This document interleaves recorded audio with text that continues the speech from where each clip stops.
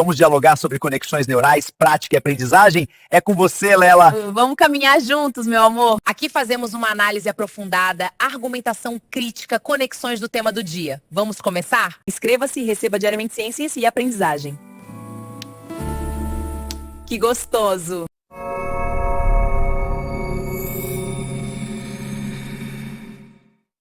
Olá e bem-vindas! Hoje a gente vai mergulhar num tema que afeta todo mundo, mas que, justamente por isso, a gente costuma evitar. A morte e o processo de morrer. Nossa fonte é uma obra que, olha, mudou a forma como se entende o fim da vida.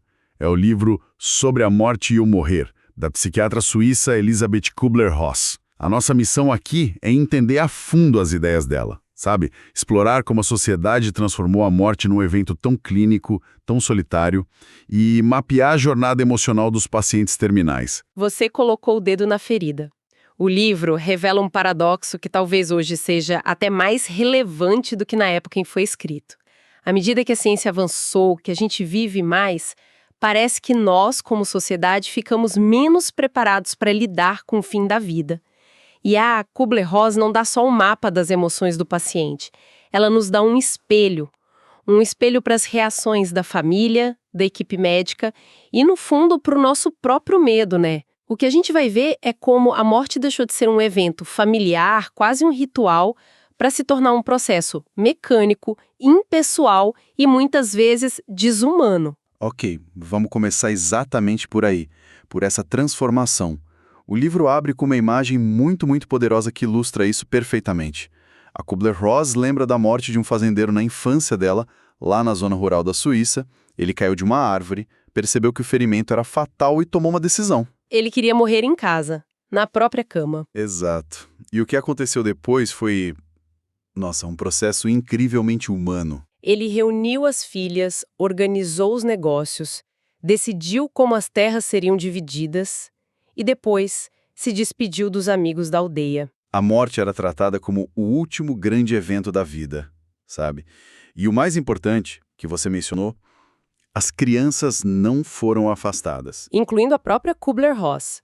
Elas viram a dor, participaram dos preparativos. Elas entenderam que aquilo era parte da vida. Era natural. Isso. A porta do quarto permaneceu aberta. É um contraste brutal com a experiência moderna que ela descreve. Hoje, para muitos, o processo não começa com uma despedida, mas com o som de uma sirene. Exatamente. O paciente é retirado à força do seu ambiente, levado para uma sala de emergência impessoal. Rodeado por máquinas, bips, uma atividade frenética que não tem nada de pacífico. A autora chega a chamar a viagem de ambulância de o primeiro capítulo da morte moderna. É um processo barulhento, frio, despersonalizado. A gente perdeu a dignidade e a paz que aquele fazendeiro teve. Perdemos.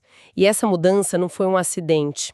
Ela reflete uma negação cultural muito profunda. A gente transferiu a morte para os hospitais. A gente escondeu a morte. Entregamos para os especialistas e fingimos que ela não faz parte do nosso dia a dia.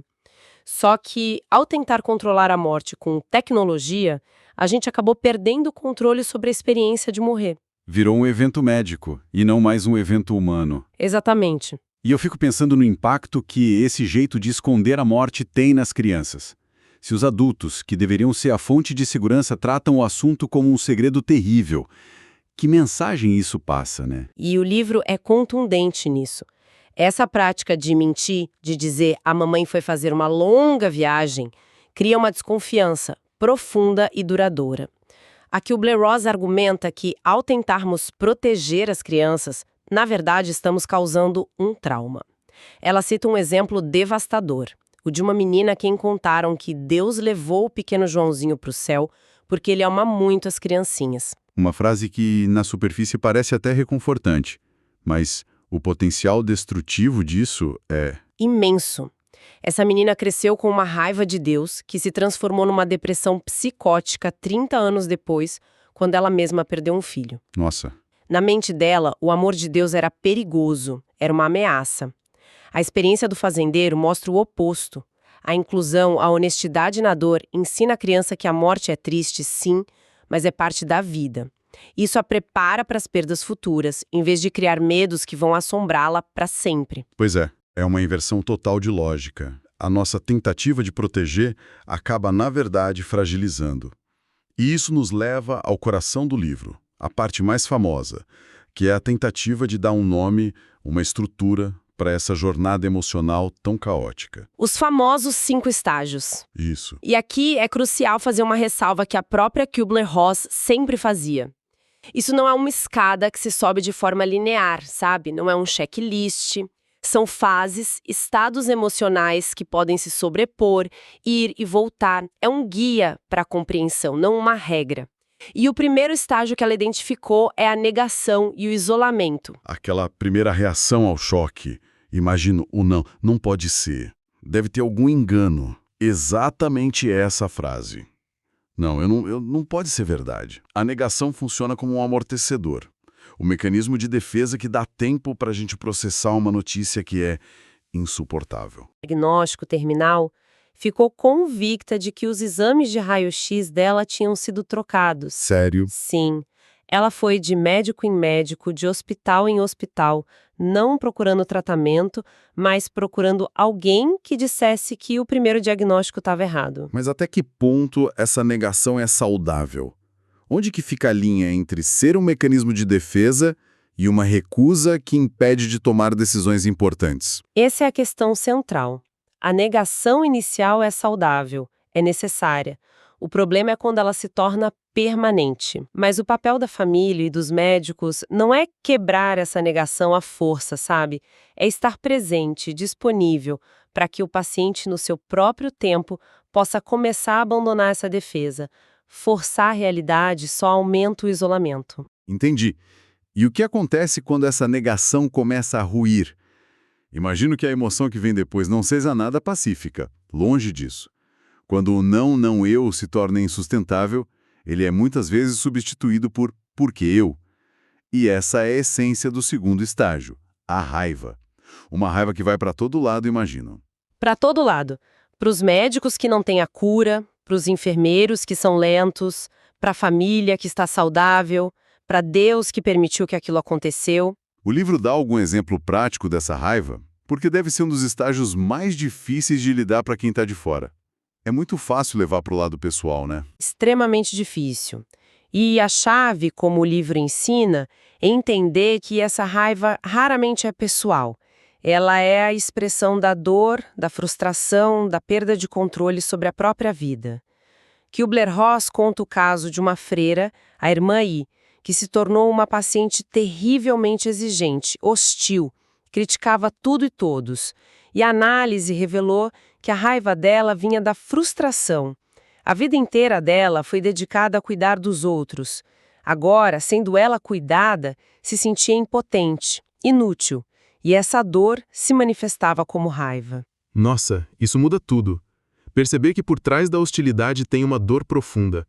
E depois da negação e da raiva, que são emoções tão avassaladoras, parece que a pessoa busca um jeito de retomar o controle. É aí que entra a barganha. É precisamente aí. O terceiro estágio, a barganha, é uma tentativa de fazer um acordo. É um estágio mais secreto, muitas vezes uma negociação privada com Deus. É como uma criança que promete arrumar o quarto por um mês para poder ir numa festa.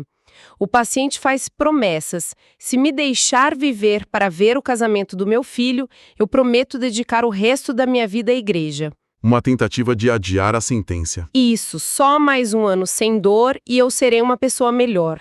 É uma tentativa de adiar. Uma trégua temporária. Mas, como as barganhas raramente funcionam a longo prazo, o que vem depois deve ser um sentimento de perda muito profundo. Sim. Quando a realidade da doença avança e a raiva e as barganhas se esgotam, emerge o quarto estágio, a depressão. E aqui, a Kübler-Ross faz uma das distinções mais sutis e importantes do livro. Ela divide a depressão em 2 tipos. A primeira é a depressão reativa. Que seria uma reação a quê, exatamente? Uma reação a perdas que já aconteceram. A perda do emprego, os custos financeiros, as mudanças na aparência, a perda do papel de provedor da família.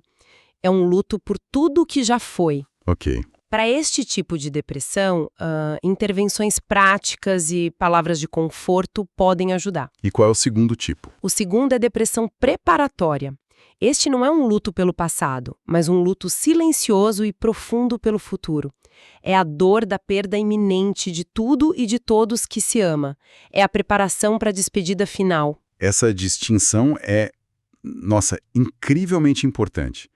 Porque o nosso instinto ao ver alguém deprimido é tentar animar, né? Dizer, olhe pelo lado positivo. E nesse caso seria quase uma violência. Exato. Seria negar a legitimidade daquela dor. Tentar animar um paciente nesse estado é contraproducente. O que essa pessoa precisa não são palavras vazias, mas uma presença silenciosa. Alguém que tenha coragem de sentar ao lado, talvez segurar a mão e partilhar daquela tristeza sem tentar consertá-la. É permitir que a pessoa faça o luto dela em paz. Exato. E depois de todo esse turbilhão, negação, raiva, barganha, depressão, o que resta? O livro descreve o último estágio, a aceitação, não como um momento feliz, certo? De forma alguma. A aceitação não é felicidade, é paz. É um período quase sem sentimentos intensos. A luta acabou, a dor passou. Um paciente descreveu esse estado como o repouso derradeiro antes da longa viagem. Nesse ponto, o círculo de interesse do paciente diminui muito. Ele pode não querer mais visitas nem notícias do mundo. A comunicação se torna mais não verbal, imagino. Muito mais. Um olhar, um aperto de mão, a simples presença silenciosa de alguém querido. É a fase final do desligamento. E é curioso que, nesse momento, muitas vezes, é a família que precisa de mais apoio do que o paciente. A família ainda pode estar na raiva enquanto o paciente já está em paz. Exatamente. Essa dissonância emocional pode ser enorme, e é aí que o apoio psicológico, espiritual, se torna crucial.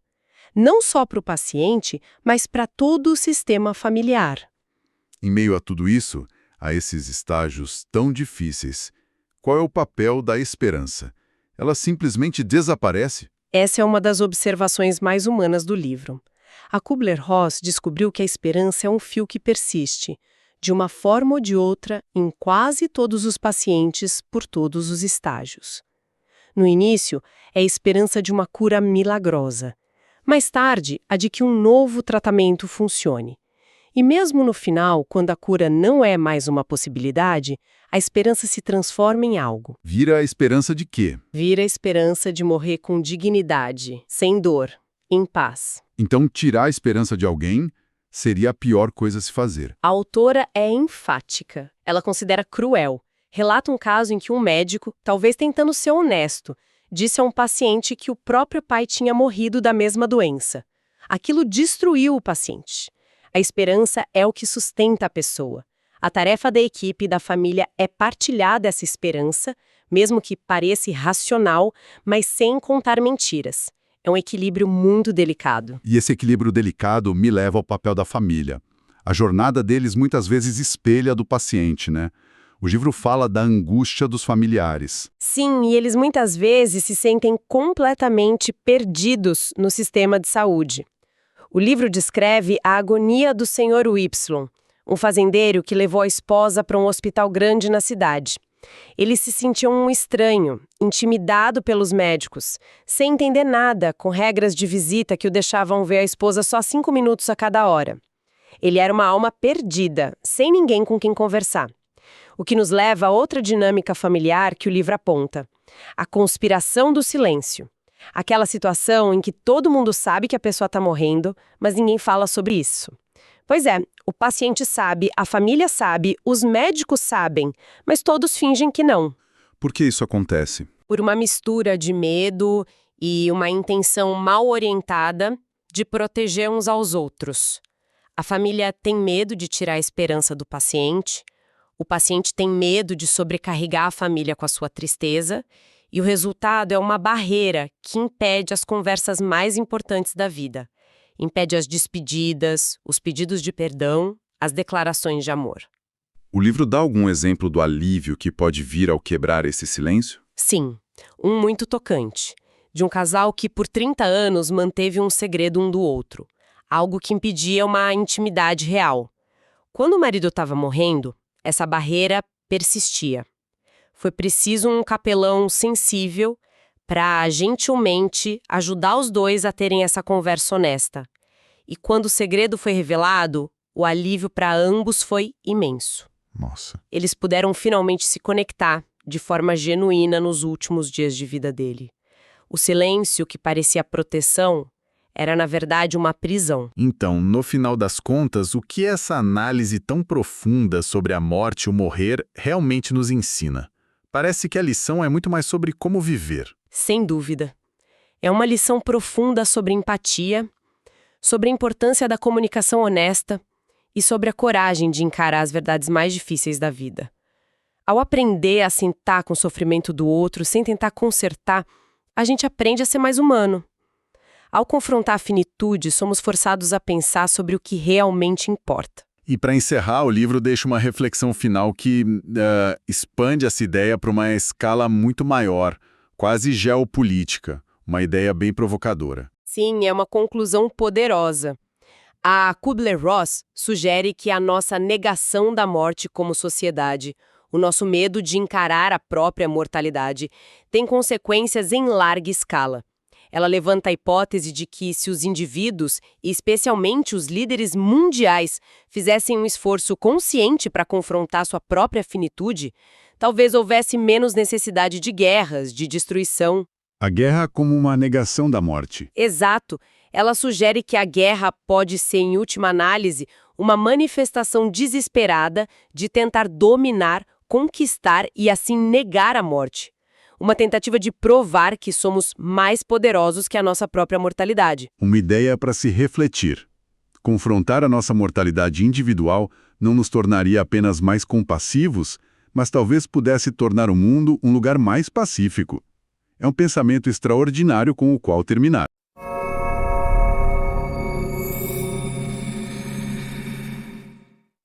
Oi, eu sou a Lela e quero agradecer a todos que acompanharam o podcast Conexão Neural. Obrigada por estarem com a gente. Material de estudo, cartões interativos, infográficos, mapa mental e dicas está disponível nos links da descrição. Deixa nos comentários os temas que você quer ouvir no próximo Conexão Neural. Deixa um alôzinho pro Macedo e para mim nos comentários. Boa noite. Amanhã estaremos aqui esperando por vocês. Tchau. Te amo, Macedo.